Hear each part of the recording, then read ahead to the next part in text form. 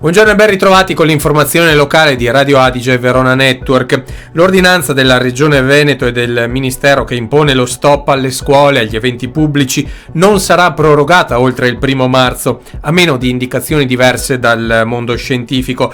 Questo lo ha dichiarato il presidente del Veneto Luca Zaia questa mattina in diretta su Canale 5. E non ha sintomi la bambina di 8 anni, è risultata positiva al test per il coronavirus. In Veneto la piccola si trova a Limena, comune focolaio nel Padovano.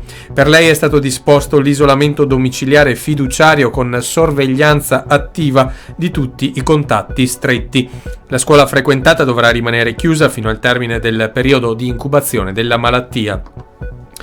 La giornata di ieri ha fatto registrare in Veneto la buona notizia della seconda dimissione di un paziente affetto da coronavirus ricoverato nei giorni scorsi all'azienda ospedaliera di Padova.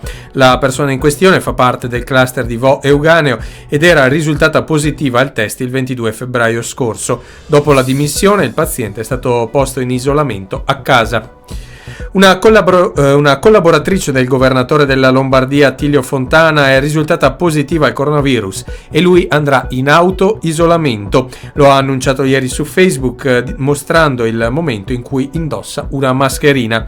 Per 2 settimane, ha detto Fontana, cercherò di vivere in una sorta di auto-isolamento che soprattutto preservi le persone che vivono e lavorano con me.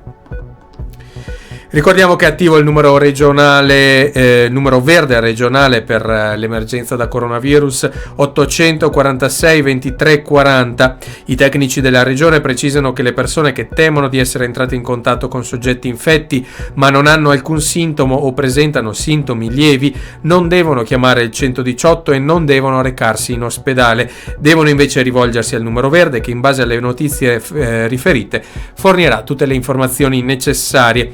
Ripetiamo il numero verde della regione 846 23 40.